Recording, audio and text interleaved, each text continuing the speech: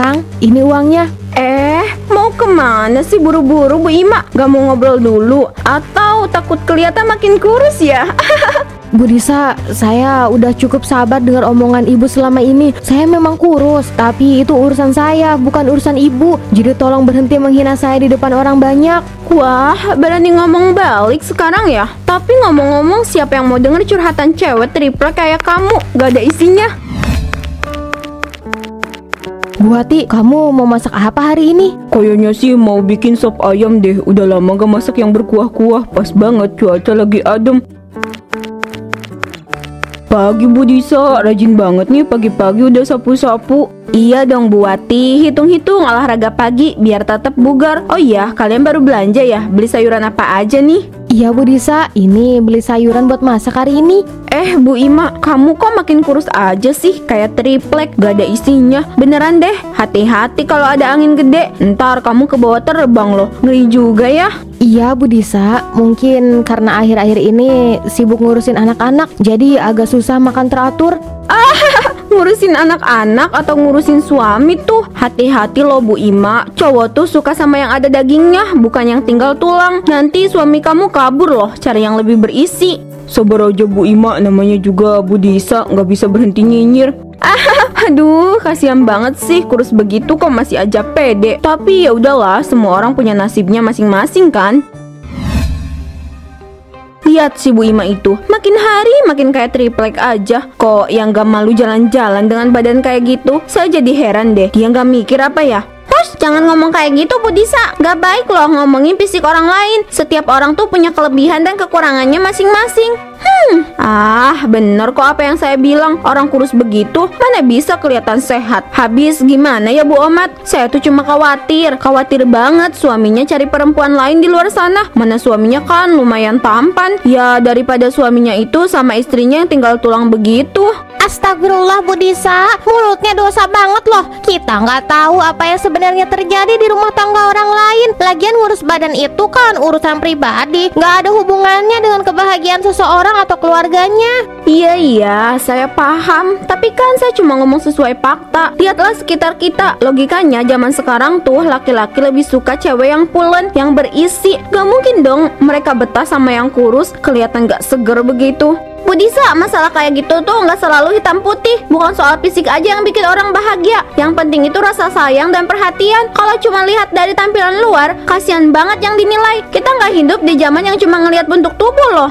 Setiap keluarga punya cara sendiri untuk menjaga kebahagiaan Bu Disa. Kita ini teman, harusnya saling mendukung, bukan malah menjatuhkan. Kurus atau pulen, yang penting sehat dan bahagia. Iya kan? Aduh, kalian ini kebanyakan mikir deh. Saya kan cuma khawatir. Tapi ya sudahlah, siapa tahu kalian benar. Mungkin saya terlalu jujur. Lagi pula saya cuma ngelihat apa yang terjadi. Ya masa nggak boleh bilang apa yang saya lihat?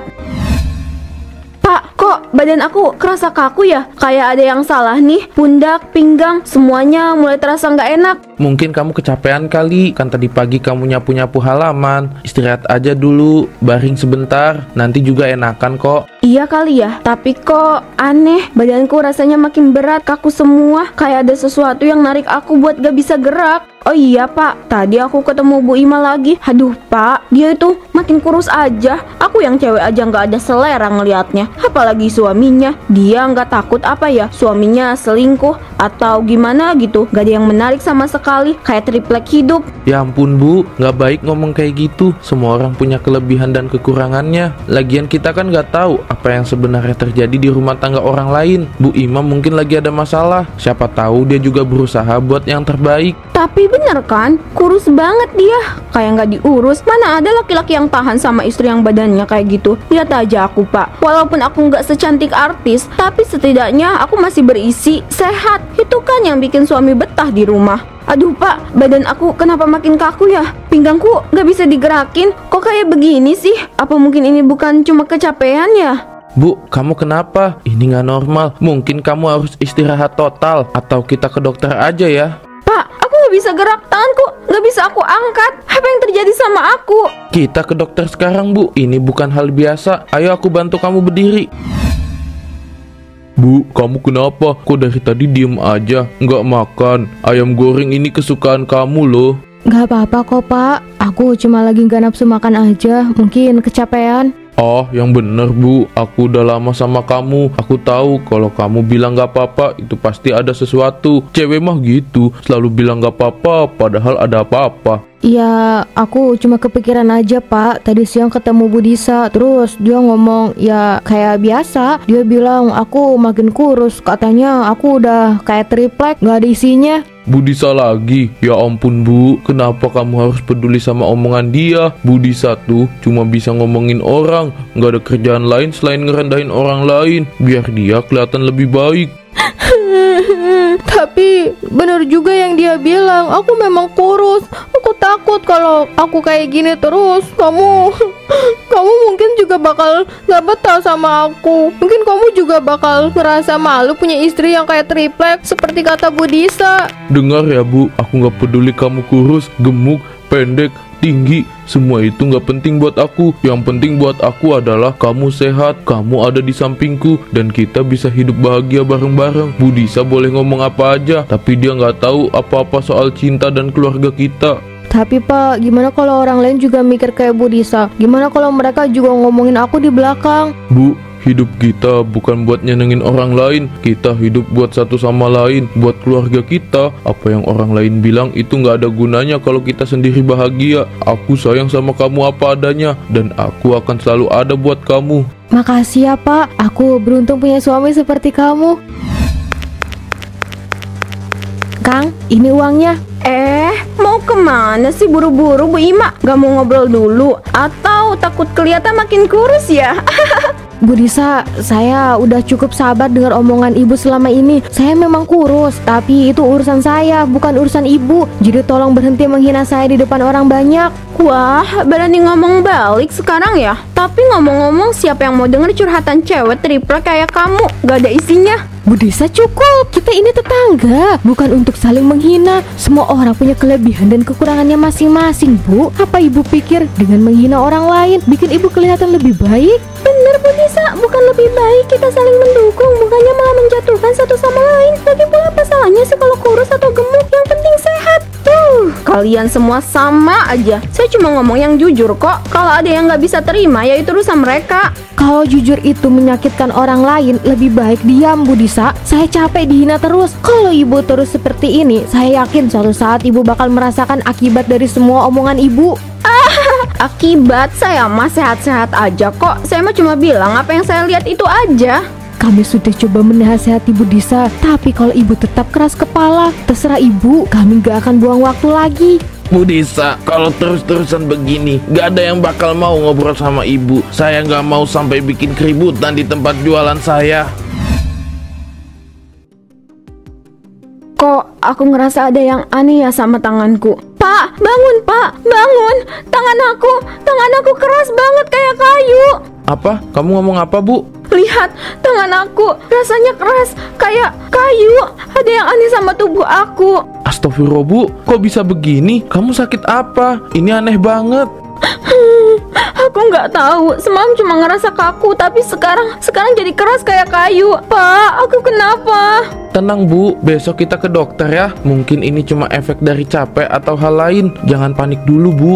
Tapi kenapa kayak gini Pak? Apa aku kena kutukan atau apa? Aku takut Pak, tangan aku nggak bisa digerakin. Sabar Bu, jangan berpikir aneh-aneh dulu. Yang penting sekarang kamu istirahat. Kita lihat besok gimana. Mungkin ini cuma sementara doang kok. Tapi kalau ini nggak sembuh, kalau tubuh aku berubah jadi lebih parah. Kita berdoa saja Bu, besok kita cari solusinya. Aku akan selalu ada di sini untuk kamu. Jangan khawatir terlalu banyak.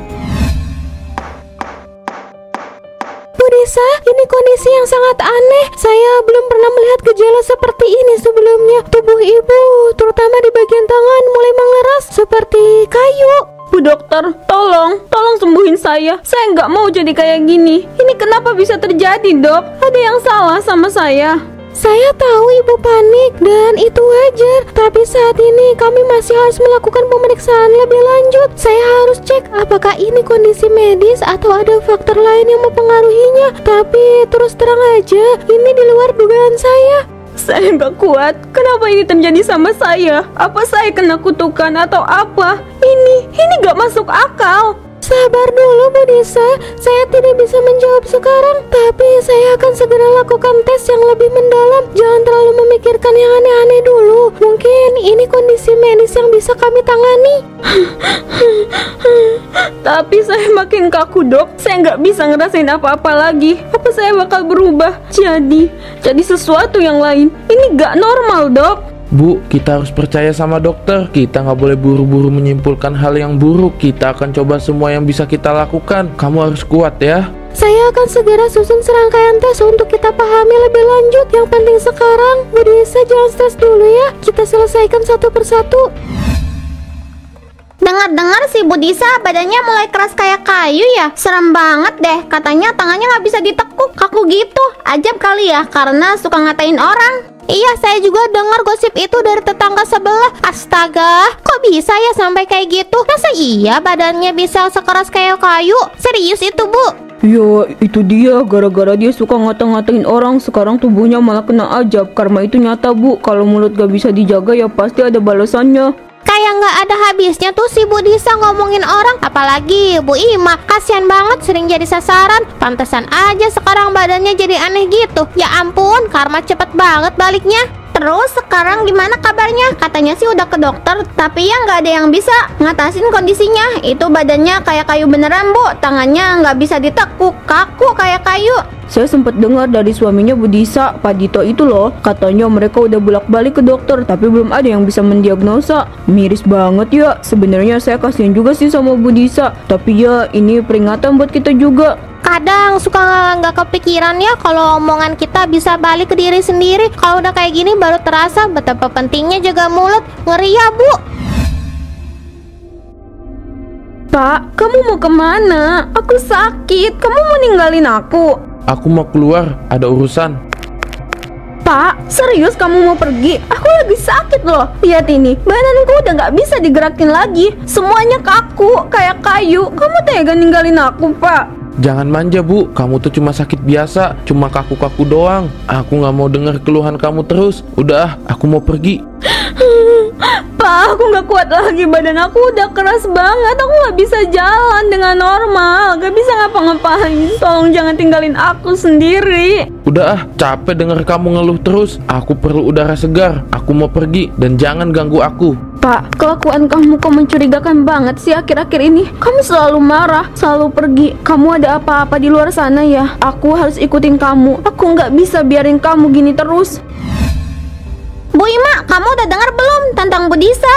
Belum? Kenapa emangnya? Katanya sekarang badannya teh udah keras kayak kayu, Bu Ima. Beneran tangannya nggak bisa digerakin. Ya Allah, masa sih? Saya nggak nyangka secepat itu. Dia suka ngata-ngatain saya, tapi saya kasihan juga dengernya. Siapa sangka dia bakal kena azab secepat itu. Iya Bu Ima, kadang kita nggak pernah tahu kapan karma itu datang. Bu Disa selalu ngelakuin hal yang nggak baik, suka ngomongin orang, ngata-ngatain orang di belakang. Mungkin ini balasan, cepet banget kan?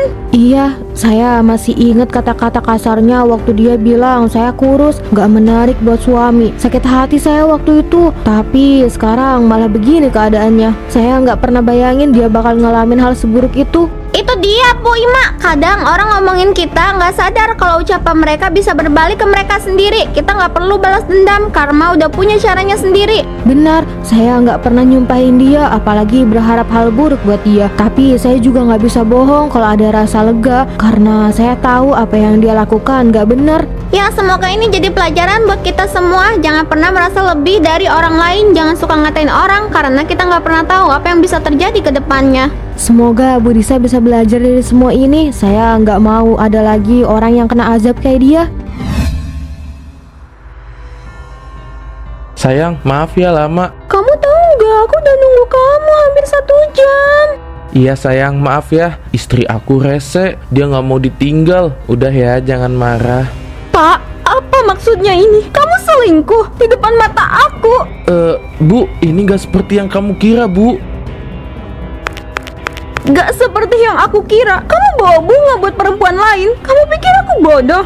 Kamu pilih, Pak. Aku istri yang sudah bertahun-tahun hidup sama kamu, atau dia, cewek yang baru kamu kenal ini? Bu, maaf, tapi aku gak tahan lagi hidup sama kamu. Lihat diri kamu sekarang. Kamu udah berubah. Kamu bukan disayang dulu. Aku capek dan aku lebih milih Mia. Jadi, selama ini kamu udah bosan sama aku karena tubuh aku berubah. Kamu mau ninggalin aku. Disa, udahlah. Ini semua gak akan berubah. Aku udah putusin. Aku mau pergi sama Mia. Bu Disa, kamu kenapa? Apa yang terjadi? Bu Ima, saya udah dapat karma. Suami saya, dia ninggalin saya buat perempuan lain. Ya Allah, Bu Disa, kok bisa sampai begitu? Ini semua salah saya, Bu Ima. Saya selalu ngomongin kamu, ngerendahin kamu, bahkan menghina kamu di belakang. Sekarang lihat saya dapat balasan yang setimpal. Maafin saya, Bu Ima. Maafin semua yang udah saya lakuin. Saya sudah maafin kamu sejak lama, Bu Disa. Saya nggak pernah dendam sama kamu. Yang penting sekarang kamu sadar dan kamu nggak ulangi kesalahan itu. Saya belajar banyak dari semua ini, Bu Ima. Terima kasih karena kamu mau memaafkan saya. Nih, ambil barang-barang kamu, Disa. Udah gak ada tempat lagi buat kamu di rumah ini.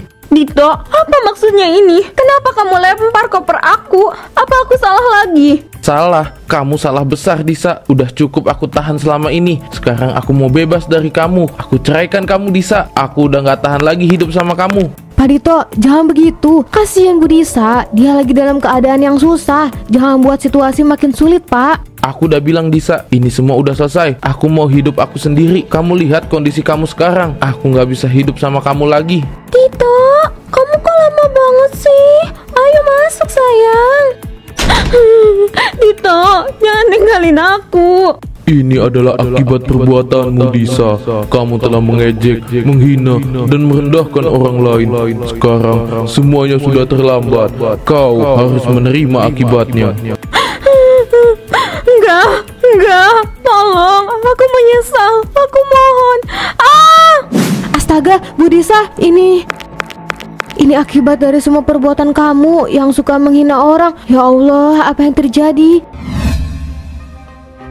Bu Ima, ini benar-benar tragis. Gak pernah kebayang kalau Bu Disa bakal berakhir seperti ini. Dulu dia suka banget ngomongin orang, tapi lihat sekarang, dia sendiri yang kena azabnya. Saya nggak nyangka Pak RW. Dulu saya juga sering jadi korban omongan jelek Bu Disa. Tapi saya nggak pernah kepikiran dia bakal kena hukuman seperti ini, seberat ini. Astaga, apa yang sebenarnya terjadi di sini? Ini karma, Bu Ima. Setiap perbuatan ada balasannya. Kita hidup nggak boleh sembarangan, nggak boleh ngerendahin orang lain. Karena kalau nggak, ya seperti ini akibatnya. Azab datang tanpa kita tahu kapan. Bu Disa, saya nggak pernah nyangka semua ini akan terjadi. Kalau saja dia tahu apa yang bakal terjadi, mungkin dia nggak akan pernah ngomong jelek tentang orang lain.